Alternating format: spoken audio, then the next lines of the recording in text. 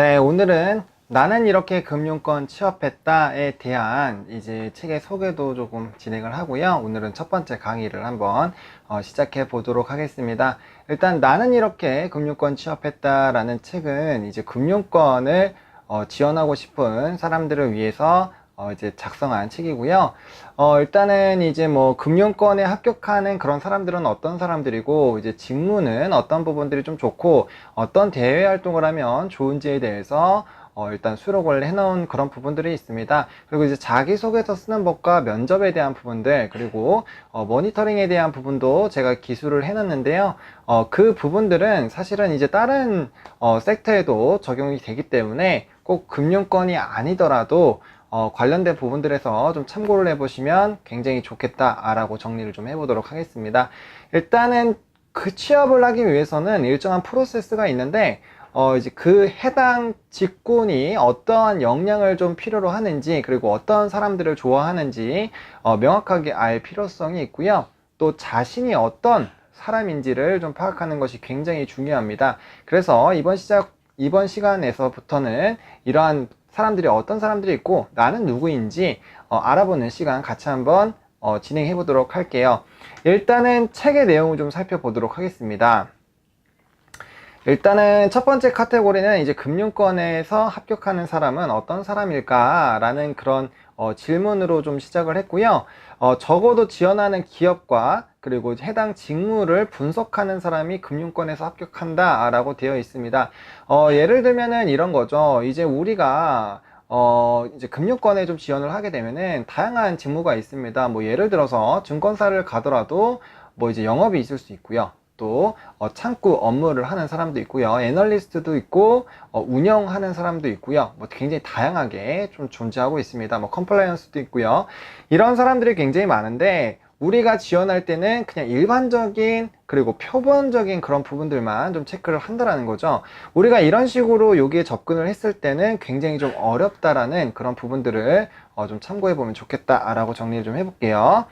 일반적으로 금융권 다니는 사람을 한번 생각을 해봅시다. 굉장히 스마트하고 정장에 와이셔츠 그리고 헤어를 이쁘게 한 그런 사람들이 굉장히 떠오를 겁니다. 물론 그런 사람들이 이제 금융권에서 이제 다니고 있는 그런 상황이죠.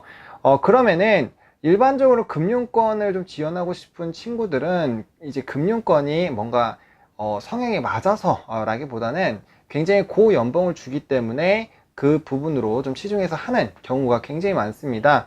그래서 첫 번째 이제 부분에는 어떤 이미지를 갖고 있는지, 그리고 단순히 고연봉자라는 그런 부분들 때문에 좀 이런 금융권을 선택하는 그런 사례가 굉장히 많다라는 그런 부분들을 책에 수록을 했습니다.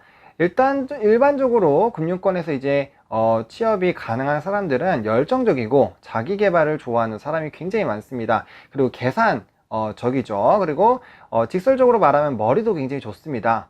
그렇기 때문에 이러한 스마트한 사람들 속에서 우리가 살아남으려면은 왜 우리가 이곳에 꼭 지원을 해야만 하는지를 생각을 해볼 필요성이 있고, 그에 맞는 우리의 취업 전략을 짜는 게 굉장히 중요하겠죠.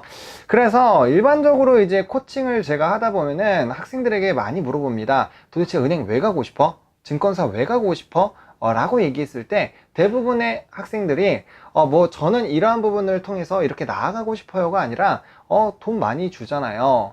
안정적이잖아요. 물론 최근에는 좀 이제 실업자들이 많이 늘어나고 있죠. 이제 40살이 넘거나 50살이 다가갈수록 명예퇴직도 좀 빨리 하게 되는데, 뭐 증권사 같은 경우는 40대 초반, 그리고 은행 같은 경우는 그래도 정년을 좀 많이 유지하는 그런 흐름들이 나타났었죠. 그런 부분들도 있고요. 또 월급이 좀 많이 나오기 때문에 그런 부분들로 굉장히 좀 좋아하는 그런 부분들이 있었습니다. 하지만 실제로 근무하는 시간들을 좀 비교를 해봤을 때 과연 연봉이 높은 것인가 라는 그런 부분들에서도 우리가 체크해 볼 필요성이 있겠다 라고 한번 해보겠고요.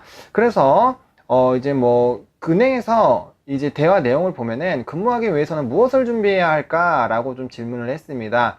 그렇게 하니까 고객에게 친절하게 대하는 것, 혹은 영업을 잘하는 것, 이렇게 막연하게 얘기하는 경우가 굉장히 많다는 거죠.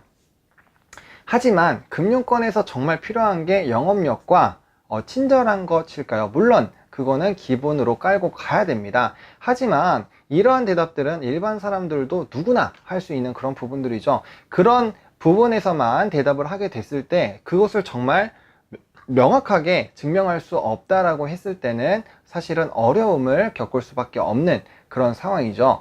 분명 금융권에서는 대단한 사람들이 많이 옵니다. 근데 그런 사람들과 똑같이 해서는 안 되겠다라는 그런 부분들이죠. 그래서 이제 좀 단순히 돈 때문에 금융권을 좀 보는 그런 사람들이 굉장히 많다라는 부분을 좀 얘기하고 싶어서 해당 카테고리를 좀 구성을 해 봤고요. 그리고 이제 이러한 부분들, 물론 이제 금융권을 위해서 정말 특수하게 준비하지 않더라도 합격이 되는 친구들이 있습니다. 일단 일반적으로 기업에서 사람을 뽑는 기준은 좀 명확하게 있어요. 그래서 그런 부분들이 좀 만족이 된다라고 했을 때는 사실 많은 사람들의 여러 가지 직무 그리고 기업들에서 합격을 할 수 있습니다. 일단 그렇게 되는 이유가 세 가지가 있는데요. 일단은 목표로 한 바를 제대로 채용 담당자한테 표현하지 못할 수 있습니다. 글이라는 것 그리고 말이라는 것은 내가 아는 부분들은 내가 잘 알고 있지만 상대방은 그런 것들을 글로 봤을 때 혹은 짧은 시간에 얘기로만 들었을 때는 명확하게 이해를 못할 수가 있죠. 그래서 내가 전달을 잘 못했기 때문에 이제 채용 담당자가 이 사람은 정말 좋은 사람이다 라는 생각 혹은 우리 기업에 맞는 사람이다 라는 생각을 안 할 수도 있어요. 그런 부분들이 있고요. 그리고 금융권에만 지원하려고 하진 않았지만 여러 가지 자격증 그리고 뭐 스펙이나 말하는 거나 그 다음에 이제 영업적인 스킬이라든지 아니면 고객 응대의 마인드라든지 아니면 소통하는 거라든지 여러 가지 기준에서 좀 부합했기 때문에 이 사람 좀 뽑고 싶다라는 생각이 채용 담당자한테 들 수 있습니다. 이제 그런 친구들도 꼭 금융권만을 준비하지 않더라도 당연히 이제 엄친아라고 했을 때 당연히 좀 뽑고 싶은 그런 생각이 들겠죠. 그래서 그런 식으로 보면 좋을 것 같고요.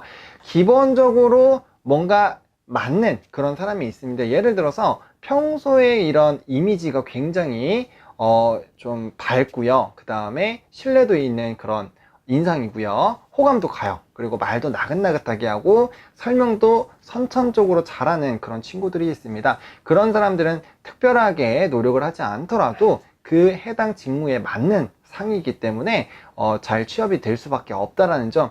예를 들어서 노홍철 같은 이미지를 한번 떠올려 보세요. 그런 친구가 영업을 한다라고 했을 때 어떤 영업 직군이라도 다 들어갈 수 있겠죠. 물론 영업이라는 직군이 약간 좀 특수하기 때문에 다른 직무보다는 생각보다 좀 들어가기 쉬울 수도 있지만 사실 영업이라는 것도 거기 안에서 살아남기 위해서는 정말 독보적인 능력을 갖고 있어야 됩니다. 그렇기 때문에 그런 이미지라고 좀 생각을 해보시면 굉장히 좋겠다라고 얘기를 한번 해보도록 하겠습니다. 그래서 일단은 우리가 첫 번째 시간은 좀 인트로 시간이니까요. 내가 정말 금융권에 맞는 사람인지 일단은 생각해 볼 필요성이 있고요. 금융권에서 필요로 하는 사람들이 어떤 사람들이 있고 금융권이라고 생각했을 때 떠오르는 사람들의 이미지 그리고 그런 실제로 일하는 모습을 봤을 때 그런 텐션 이런 부분들을 좀 지켜보실 필요성이 있겠다라고 말씀을 드려보겠고요. 일단은 머리가 좋아야 됩니다. 머리가 좋고 뭐 어느 부분이든 다 똑같겠죠. 머리가 좋으면 굉장히 좋고요.